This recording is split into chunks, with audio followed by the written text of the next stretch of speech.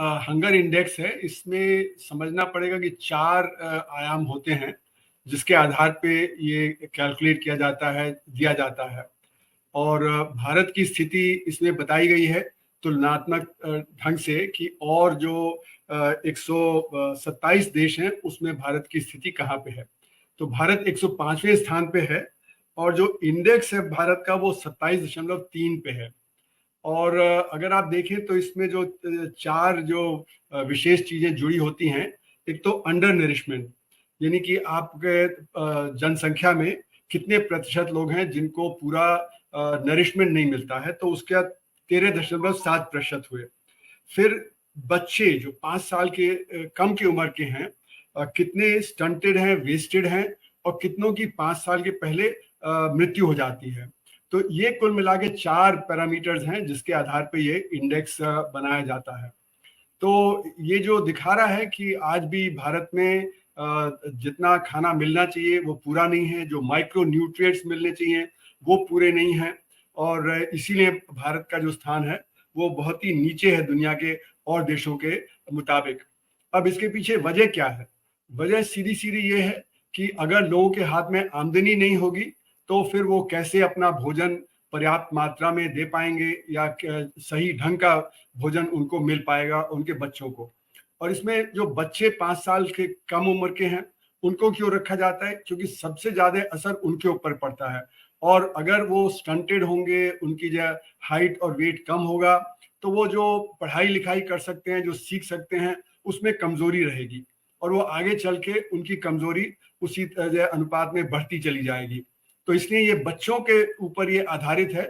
जो under nourishment है वो तो सारी जनसंख्या का है, लेकिन बाकी जो 3 पैरामीटर हैं वो जो 5 साल से कम उम्र के हैं उनके वजह से है। तो ये हमारे देश में ऐसा इस वजह से हो रहा है क्योंकि हमारा जो एक देश में विभाजन है संघर्ष क्षेत्र और असंघर्ष क्षेत्र में। संघर्ष क्षेत्र में तो कुछ ढंग का काम होता है, वहां तो हम समझ सकते हैं कि वहां पे न्यूट्रिशन वगैरह मिलता होगा बच्चों को और उनकी माताओं को खासकर। लेकिन जो असंगठित क्षेत्र है जहाँ पे कि ई श्रम पोर्टल में प्रधानमंत्री जी ने बताया कि 30 करोड़ लोग रजिस्टर्ड हैं, वहां पे 94% बताते हैं कि उनकी आमदनी 10,000 रुपए से कम है। तो यानी कि वो गरीबी की रेखा के आसपास ही उनकी आमदनी है। तो वहां पे जो कमी है जो खाने पीने की और जो न्यूट्रिशन की, वो ये दिखा रहा है। तो ये जो हमारा असंगठित क्षेत्र है खासकर उसमें महिलाओं की जो संख्या है वो बहुत ज्यादा है। और दूसरी बात यह है कि हमारे देश में बेरोजगारी बहुत है। तो जो पीरियोडिक लेबर फोर्स सर्वे है वो भी दिखाता है कि बहुत सारे जो लोग उसमें काम के कैटेगरी में आने चाहिए उनको काम नहीं मिलता है, वो काम ढूंढना उन्होंने बंद कर दिया है।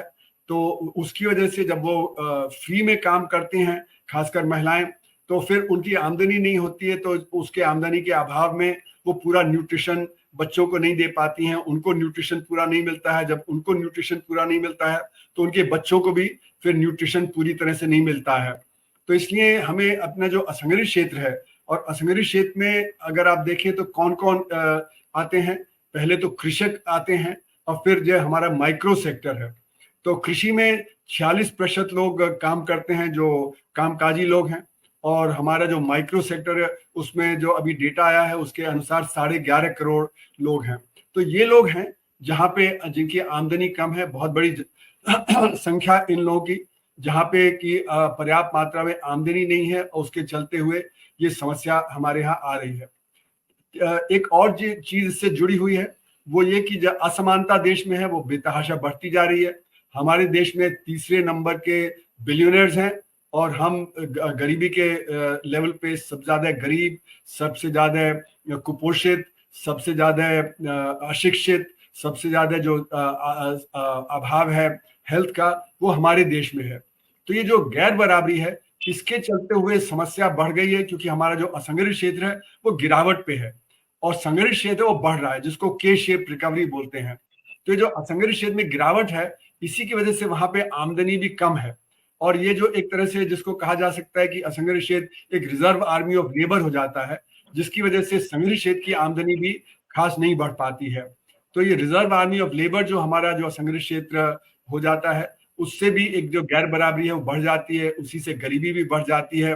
तो कुल मिला के हमारी जो समस्या देश की है वो है बेरोजगारी, वो है गरीबी, और ये दोनों जुड़ी हुई है हमारे सिस्टम से। जो हमारा सिस्टम है वही बेरोजगारी क्रिएट करता है, वही गैर बराबरी क्रिएट करता है। तो जब तक हम सिस्टम नहीं बदलेंगे तो ये इसी प्रकार से गैर बराबरी और ये समस्या हमारे देश की जारी रहेगी, और उसी की वजह से हमारा हंगर इंडेक्स में जो स्थान है वो काफी नीचे बना रहेगा। तो जब तक हम सिस्टम नहीं बदलेंगे तो हमारे यहाँ जो ये परेशानी है, और ये परेशानी तरह तरह की है, वो अभी हम हंगर इंडेक्स की बात कर रहे हैं तो अभी हंगर पे ही फोकस है, पर ये परेशानियां और भी तरह की हैं जिसमें कि हम जो दुनिया के लेवल पे बहुत ही नीचे स्थान पे आते हैं। धन्यवाद। रिपोर्ट जारी की है, उन्होंने ये लिखा है कि हमको जो 2024 में आंकड़े दिए गए हैं वही कंपेरेबल हैं, जो पहले की रिपोर्ट्स में आए थे वो कंपेरेबल आंकड़े नहीं हैं। तो अगर इस तरह से हम देखें तो हमारा 2000 में 38.4 था इंडेक्स, और 2016 में 29.3 था, और अभी जाके वो 27.3 हुआ है। तो यानी कि हमारे जो इंडेक्स है उसमें थोड़ी बहुत बेहतरी हुई है, इसमें कोई दो राय नहीं है। लेकिन जो पहले वाले इंडेक्स है, जो पहले वाली रिपोर्ट है, वो रिपोर्ट खुद कहती है कि उसको हम कंपेयर नहीं कर सकते हैं। तो जो ये बेहतरी हुई है उसके पीछे हमारा जो जीडीपी के आंकड़े हैं वो एक तरह से सही नहीं है, और जो एनएचएफएस है, नेशनल हेल्थ एंड फैमिली सर्वे, जहां से आंकड़े लिए जाते हैं, तो अभी जो लेटेस्ट आंकड़े आए हैं वो 2019 से 2021 के आए हैं। तो वो जो एनएचएफएस है 2019 से 2021 के जो आंकड़े लिए गए हैं, मेरा मानना है उसमें भी कमजोरी है, क्योंकि 2019-20 में तो कोई पैंडेमिक नहीं था, 2020-21 में पैंडेमिक आ गया, और जो 2020-21 में पैंडेमिक आ गया तो उसकी वजह से गिरावट हुई हमारी आमदनी में, हमारे हेल्थ स्टेटस में, हमारे स्कूलों में। तो जो ये कहते हैं मल्टी डायमेंशनल पॉवर्टी गिर गई थी हमारी, वो मेरा मानना है कि वो आंकड़े सही नहीं है। तो इस प्रकार से मुझे लगता है कि ये सारा जो एक तरह से कहा जा रहा है कि पहले हमारा ये था अब ये था, वो जो सरकार है वो एक तरह से अपना प्रोपेगेंडा करती है, वो कोशिश करती है कि ये बात को नकारा जाए कि इतनी ज्यादा हंगर इंडेक्स में हम नीचे स्थान पे हैं। तो उनकी कोशिश यही रहती है कि वो इस तरह से किसी ना किसी तरह से इसमें बदलाव लाया जाए। तो हमें बदलाव लाना जरूरी है, ना कि ये इस समय कहना कि पहले तो ये स्थिति थी अब ये स्थिति है।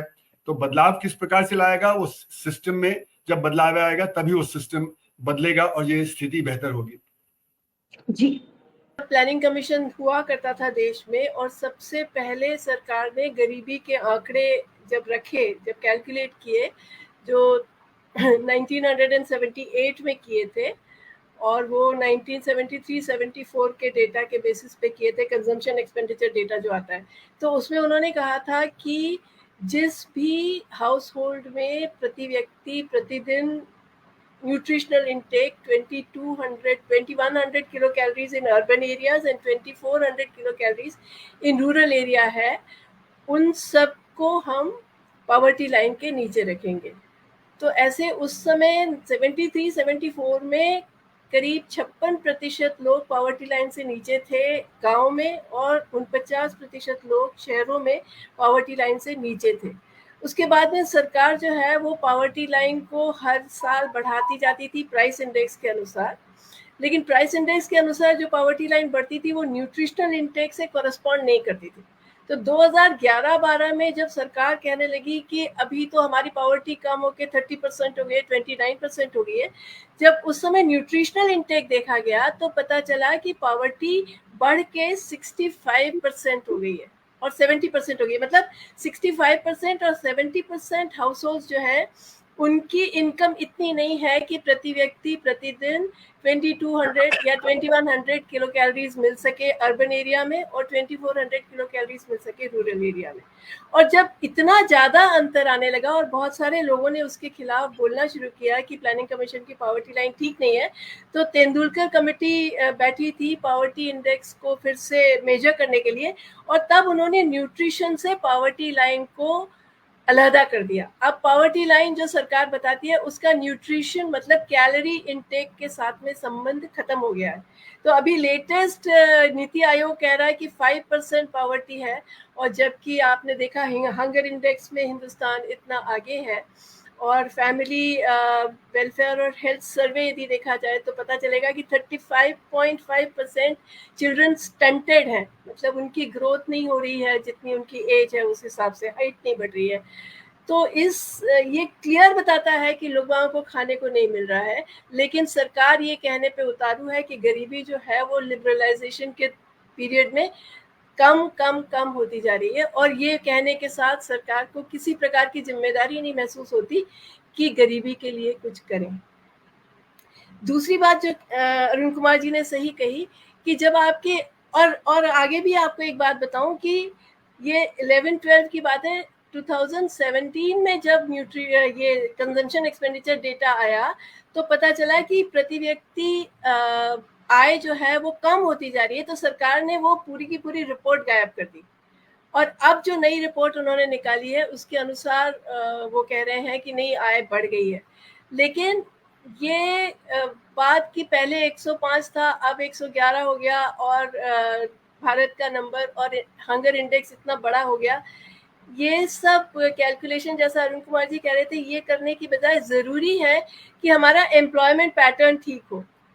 वो बोल रहे थे 47% लोग अभी भी एग्रीकल्चर में है, बल्कि 47 से बढ़ गया है percentage of workforce in agriculture, क्योंकि लोगों को बाहर कोई तरह का रोजगार उपलब्ध ही नहीं है, खासकर मैन्युफैक्चरिंग में कोई रोजगार उपलब्ध नहीं है, तो लोग वापस एग्रीकल्चर में गए हैं। और एग्रीकल्चर में स्थिति यह है कि आप रूरल एरियाज में देखें तो 40% हाउस होल्ड के पास में जमीन ही नहीं है। वो एग्रीकल्चर में काम करते हैं, उनके पास जमीन ही नहीं है, तो वो किसान कैसे हुए? वो मजदूर है, खेत मजदूर। उसके बाद में 30% रूरल हाउस होल्ड है, उनकी average land area is 0.2 hectare, मतलब आधा एकड़। तो आधा एकड़ में किसी भी हाउस होल्ड के पास में इतना उपजने के लिए और इतना एम्प्लॉयमेंट मिलने के लिए कोई स्कोप ही नहीं है। तो जब इतनी बड़ी संख्या में लोगों के पास में कोई रोजगार ही नहीं है खेती में, और सब लोग खेती में जाकर के जा रहे हैं क्योंकि और बाहर कहीं रोजगार नहीं है, तो पूरा का पूरा प्रोडक्शन स्ट्रक्चर बदलने के अलावा और कोई उपाय नहीं है कि भारत में गरीबी और भुखमरी का इलाज ढूंढा जा सके। और प्रोडक्शन स्ट्रक्चर बदलने से मैं साफ शब्दों में कहना चाहती हूँ कि जो कॉरपोरेट्स हैं, जिनके पास में प्रोडक्शन करने की ताकत है और वो ताकत को इस्तेमाल करते हैं अपना मुनाफा कमाने के लिए, वो सारे कॉरपोरेट को तोड़ना जरूरी है, और ऐसा प्रोडक्शन स्ट्रक्चर बने जिसमें लोगों को एम्प्लॉयमेंट मिले और वो प्रोड्यूस हो जिसकी लोगों को जरूरत है, ना कि वो जिसमें मुनाफा मिले। भुखमरी को दूर कैसे किया जाए और बेरोजगारी का समस्या हमको हल कैसे किया जाए, तो इसके बात पर आज पिछले 10 साल में आंकड़े ही अगर सरकार गायब करती है और उसके ऊपर कोई भी उपाय वो सोचती भी नहीं है, तो ये भूखमरी बढ़ते ही जाने वाली है, असमानता बढ़ते ही जाने वाली है। असमानता इतनी बढ़ गई है कि जैसे 22 लोगों के हाथ में पूरी संपत्ति इस देश की बन गई है। इतनी बड़ी असमानता है, और 90 करोड़ लोगों के हाथ में एक दिन का $2 का ही वेतन मिलता है। तो ये इतने बड़े पैमाने पे बेरोजगारी है, और ये रोजगार बढ़ने की कोई संभावना दिखती नहीं है।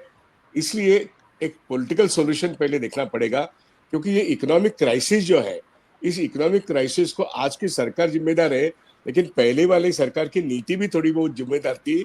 इसलिए इकोनॉमिक क्राइसिस को प्लानिंग कमीशन ही जब बंद होता है और सारा चीज नीति आयोग और दीपम के हाथ में जाता है, जब government of India asset monetization plan बनाती है, तो एलिवेशन ऑफ पॉवर्टी की बात ही नहीं आती है। एलिवेशन ऑफ पॉवर्टी के बारे में कोई ऐसा ठोस कदम सरकार ने उठाया नहीं है। सरकार अपनी खुद की संपत्ति को मोनेटाइजेशन करने जा रही है, ये उनकी सोच है। ये दुर्दशा ऐसी है कि असमानता दूर करने की बात छोड़ो, कुछ चंद हाथों में सारी संपत्ति एकजुट होती है और भूख मरने मतलब बहुत सारी जनता भूखे मर्दों के लिए छोड़ी जाती है। इसके लिए कोई दो आंसू भी नहीं बहाता। ऐसी स्थिति में हम आ पहुंचे हैं। तो ये इकोनॉमिक क्राइसिस, इसको हैंडल करने के लिए मौजूदा इकोनॉमिक स्ट्रक्चर भी नहीं है, मौजूदा पॉलिटिकल स्ट्रक्चर भी नहीं है। इसलिए जब तक इसमें पूरी तब्दीली नहीं आती है, हम चर्चा करते रहेंगे। लेकिन अगर 2011 के बाद 2021 में जनगणना नहीं होती है, उसके बाद कास्ट सेंसस भी नहीं है, इकोनॉमिक सेंसस की बात नहीं होती है, उत्पादन क्षेत्र में आज निगेटिव ट्रेंड इस हफ्ते, इस पूरे वीक में आ गया है। ऐसे ऐसे ऐसे ऐसे वक्त में हम ग्लोबल इंडेक्स के वक्त चर्चा तो करेंगे, लेकिन हमारे हाथ में उपाय नहीं है। और हमारे विपक्षी जो है, जो इंडिया अलायंस है, वो भी अपनी तरीके से अपना ऑल्टरनेटिव क्या हो सकता है मोदी गवर्नमेंट के इकोनॉमिक क्राइसिस को गवर्न करने की बात जो है, उसके लिए वो भी हमारे सामने कोई ठोस ऐसे कदम दिखाई नहीं देते। मतलब महंगाई कैसे कम करे, बेरोजगारी कैसे कम करे और रोजगार कैसे बढ़ावे, ये अगर सोचेंगे तो फिर असमानता कैसे कम होगी या फिर ये भूखमरी कैसे कम होगी, इन बातों का कोई हल निकल सकता है। आज के तारीख में तो इकोनॉमिक क्राइसिस हैंडल करने के लिए हमारे पास एक ऐसा नेतृत्व ही नहीं है। मैं यहीं पे कई सारी स्कीम्स हैं, राशन देने की, फ्री राशन देने की, मध्याह्न भोजन देने की, और विमेन एंड चाइल्ड डेवलपमेंट के अंदर जो भी सुविधाएं देती है, ये सारे स्कीम्स तब काम करेंगे जब आपका नंबर होगा 15%, 10% जनता को आपको देना है सहूलियत, तो आप दे सकते हैं। लेकिन जब आपकी 70%, 80% जनता इन सारी जरूरतों से व्यथित है और 80% जनता को सरकार की कोई भी स्कीम नहीं दे सकती है जो कि देना चाहिए, तो जरूरी जो मैं कह रही हूँ वो ये है, और जो अरुण कुमार जी भी कह रहे थे, जरूरी ये है कि सिस्टम को बदल के लोगों को एम्प्लॉयमेंट मिले।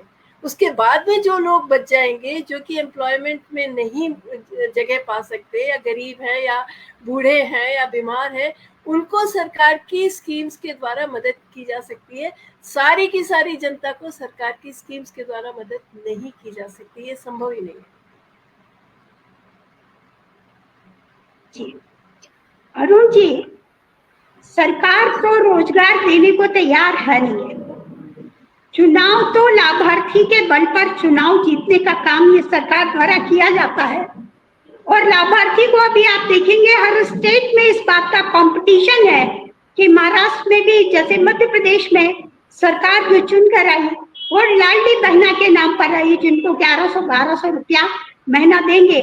तो जब उन्होंने देखा कि मध्य प्रदेश में तीसरी बार भाजपा की सरकार बन गई, महाराष्ट्र की सरकार ने भी उसको शुरू करने का काम किया, तो जब तक ये लाभार्थी के बल पर सरकार चुनकर आती रहेगी तो फिर किस तरीके का रोजगार मिलने की फिर कैसी संभावना दिखाई देती है? आप अपनी टिप्पणी दें। धन्यवाद।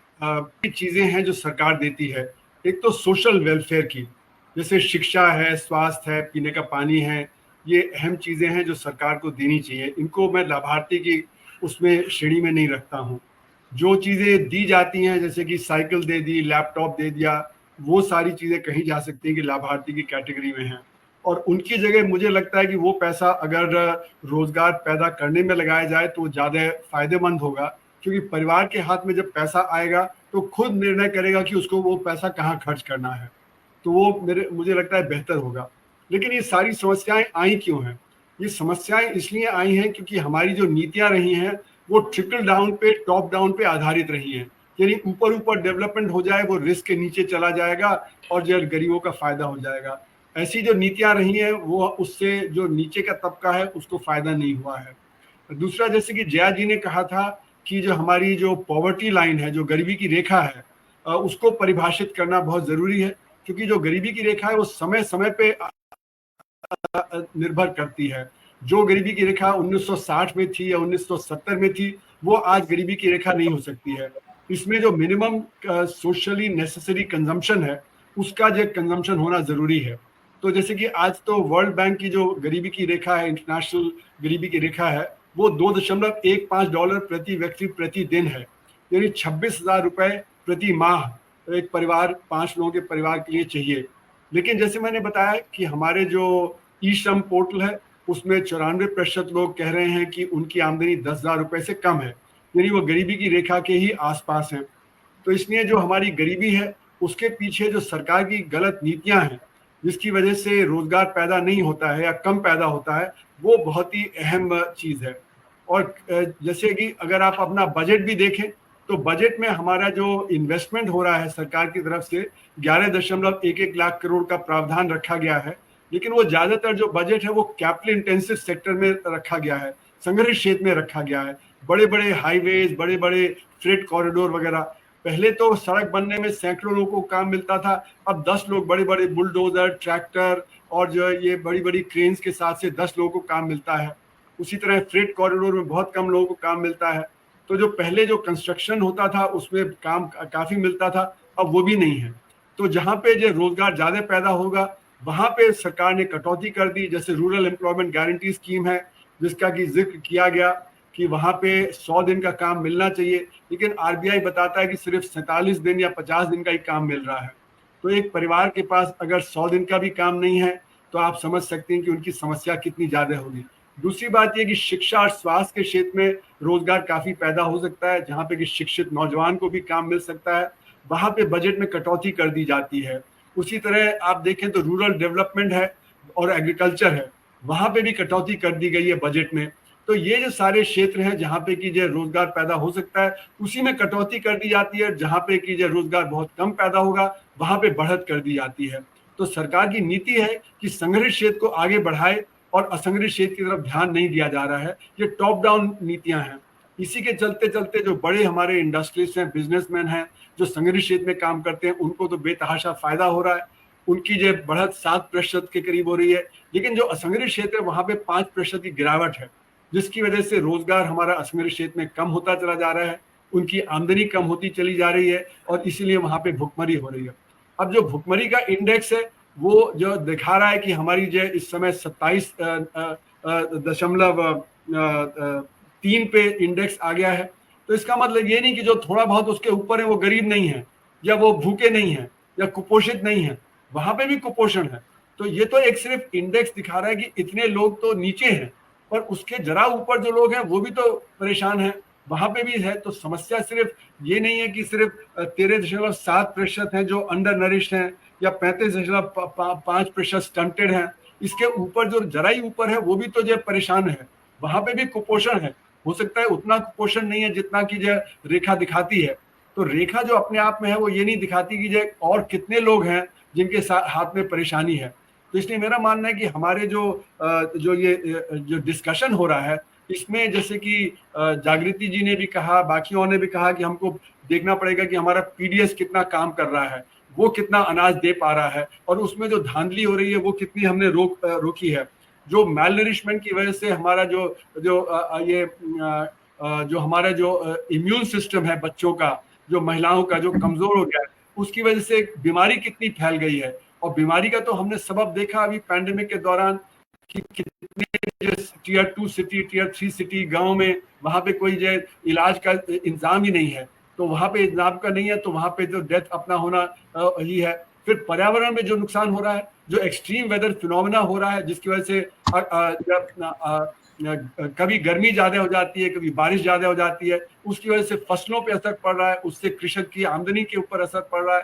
तो उसका भी एक असर है कि वो और ज्यादा है और ये चीजें आने वाले समय में और ज्यादा बिगड़ती चली जाएंगी। इसलिए हमको अभी कदम उठाने पड़ेंगे, अपना जो सिस्टम है उसको बदलना पड़ेगा और जो पॉलिसी मेकर हैं हमारे, उनको अपना जो बायस है, जो pro industry, pro urban area का बायस है, उसको बदलना पड़ेगा, जिससे कि pro rural, pro agriculture, pro unorganised sector, उनकी तरफ जब हम नीतियां करेंगे तभी हमारा सिस्टम बदलेगा। उसके लिए जो ऑपोजिशन का रोल बहुत अहम है, क्योंकि जो सत्ता पार्टी है वो ये कर नहीं रही है। तो जब तक कि ऑपोजिशन एक जो स्ट्रॉन्ग इस पे मुहिम नहीं छेड़ेगा, जब तक कि जनता को वो बताएगा नहीं कि असली जो चीजें क्या हैं, तब तक इसमें बदलाव नहीं आएगा। तो बहुत बड़े सोशियो इकोनॉमिक मूवमेंट की जरूरत है और जो हमारी ऑपोजिशन पार्टीज हैं, जो हमारे एनजीओज हैं, जो बाकी और सिविल सोसाइटी ऑर्गेनाइजेशन हैं, उनका रोल इसमें बहुत अहम है।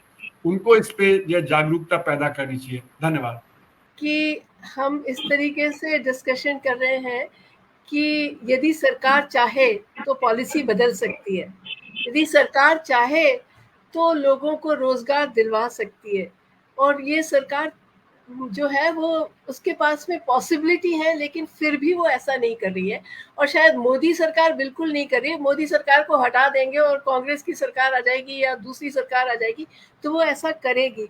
लेकिन मैं इस पे एक बहुत बड़ा प्रश्न चिन्ह लगाना चाहती हूँ कि अभी तक जितनी भी सरकारें रही हैं, चाहे वो मनमोहन सिंह की सरकार हो या मोदी की सरकार हो, वो उनका एक बहुत बड़ा दायित्व रहता है कॉरपोरेट की तरफ, क्योंकि कॉरपोरेट जो है, बड़े बड़े इंडस्ट्रियलिस्ट जो हैं, उनके ही समर्थन के साथ में ये सरकार बनती है। तो ये सरकारें पीपल फ्रेंडली सरकारें नहीं हैं और ये ऐसा करना चाहेंगी ही नहीं, पहली बात। दूसरी बात जो मैं कहना चाह रही हूँ वो ये कि किसी भी देश की सरकार अभी पूरे वर्ल्ड इकोनॉमी से अपने आप को इतनी ज्यादा लिंक्ड है कि जब तक आप वर्ल्ड इकोनॉमी के बारे में नहीं सोचेंगे और अपने आप को उससे डीलिंक करने की कोशिश नहीं करेंगे, जो फाइनेंस कैपिटल है, जो कि आज पूरे के पूरे वर्ल्ड इकोनॉमी पे राज्य कर रहा है, डेट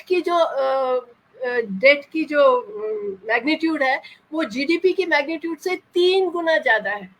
तो पूरे फाइनेंस के ऊपर ये वर्ल्ड इकोनॉमी चल रही है और हमारा भी जितना फॉरेन एक्सचेंज रिजर्व्स हम कर रहे हैं वो सारे के सारे इंस्टीट्यूशनल इन्वेस्टमेंट से आ रहे हैं। तो जब तक हम उनसे छुटकारा नहीं पाते तब तक हमारी सरकार के पास ये फ्रीडम ही नहीं रहेगा कि वो जनहित की बात करे। तो हमें ये सोचने की जरूरत है कि सरकार का कैरेक्टर क्या है और किस पैमाने पे जन आंदोलन चाहिए जो कि एक पीपल फ्रेंडली सरकार को ला सके और पूरी वर्ल्ड इकोनॉमी में डीलिंक करके एक मिसाल कायम कर सके, जो हिंदुस्तान कर सकता है क्योंकि हमारी जनसंख्या और हमारे रिसोर्सेज इतने हैं। लेकिन जन आंदोलन कैसे आएगा और कौन लाएगा, ये बहुत बड़ा प्रश्न है। मुझे पर्याप्त मात्रा में है। पूरी दुनिया में सिर्फ 90 मिलियन लोग एक टाइम का भोजन करते हैं, मतलब एक टाइम भूखे सोते हैं, जिसमें से भारत में 189.2 मिलियन लोग एक टाइम का भोजन खाकर सोते हैं। पर्याप्त मात्रा में भोजन है। गेहूं गोडाउनों में सड़ रहा है हमारे यहाँ, पर हमारे लोगों को खाने के लिए सरकार गेहूं देने के लिए तैयार नहीं है। तो इसके पीछे सरकार की मंशा क्या समझ में आती है? जी, ये बात मैं फिर कहूंगा और मेरे सभी पूर्व वक्ताओं ने कहा कि जनता की इस दुर्दशा के लिए सरकार का कैरेक्टर जिम्मेदार है। सरकार की मानसिकता क्या है, सरकार की प्राथमिकताएं क्या हैं? सरकार की प्राथमिकता में अगर सिर्फ कुछ पूंजीपतियों के हित होंगे तो उसकी प्राथमिकता में ये कैसे हो सकता है कि जो लोग देश में पर्याप्त खाद्यान्न होने के बावजूद जनता भूखमरी की शिकार है, तो क्यों है? इसके लिए निश्चित रूप से सरकार जिम्मेदार है। इसके लिए निश्चित रूप से एक बड़े क्रांतिकारी जन आंदोलन की आवश्यकता है और वो जन आंदोलन केवल भारत तक ही सीमित ना हो, पूरे विश्व की अर्थव्यवस्था को पूंजीवादी साम्राज्यवादी ताकतों के शिकंजे से मुक्त कराने के लिए व्यापक दृष्टिकोण से विश्व दृष्टि के साथ एक जन आंदोलन की आवश्यकता है। यहाँ एक बात फिर से मैं कहना चाहूंगा कि मुक्ति कभी एकांगी नहीं होती, ना हो सकती है। इसको व्यापक रूप से ही देखना चाहिए। हम केवल अगर भारत को भूखमरी से मुक्त करने की बात सोचें तो वो पर्याप्त नहीं है। पूरे विश्व में कोई भी व्यक्ति भूखमरी का शिकार ना हो तो इस भूखमरी की समस्या को विश्वव्यापी दृष्टिकोण से देखने की आवश्यकता है। और जब हम भूखमरी की समस्या को विश्व दृष्टि से देखेंगे तो निश्चित रूप से हमारा संघर्ष, हमारी राजनीति इस बात में भी होगी और होना चाहिए कि विश्व की अर्थव्यवस्था को साम्राज्यवादी पूंजीवादी ताकतों के शिकंजे से मुक्त किया जाए। जब वो मुक्ति विश्व को मिल जाएगी तो ही भारत की में भी खुशहाली आएगी, तभी भारत में भी भूखमरी समाप्त हो पाएगी। ये बात बिल्कुल ठीक है कि आज जो नरेंद्र मोदी और भाजपा की सरकार बेशर्मी से कर रही है, उसकी शुरुआत तो कहीं ना कहीं कांग्रेस की सरकार ने, उनको कुछ शर्म थी, इनको शर्म नहीं है। ये बेशर्म होकर जनता के अत्याचार का नंगा नाच लोग खेल रहे हैं। तो इसलिए हमको विश्व दृष्टिकोण के साथ ही इस समस्या को देखने की आवश्यकता है। जी, राशन को गोडाउन में सड़ा सकती है, शराब माफिया को औने पौने दाम पर देने के लिए तैयार है, पर जनता को देने के लिए तैयार नहीं है। हमारी चर्चा में ये भी बात निकल कर आई, ये भी प्रश्न है कि गरीबी रेखा की परिभाषा को बदलना अत्यंत आवश्यक है। वो इसलिए बदलना आवश्यक है कि सरकार जो पुरानी परिभाषा के अनुसार लोगों के नाम गरीबी रेखा की सूची से काट रही है और दुनिया के सामने प्रधानमंत्री ये बताने की कोशिश कर रहे हैं कि देखिए हमारे देश से गरीबों की संख्या घट गई, हमारे देश के लोग अमीर हो गए, इसलिए इस परिभाषा का बदलना हमारे लिए बहुत आवश्यक है। और आज की ये डॉक्टर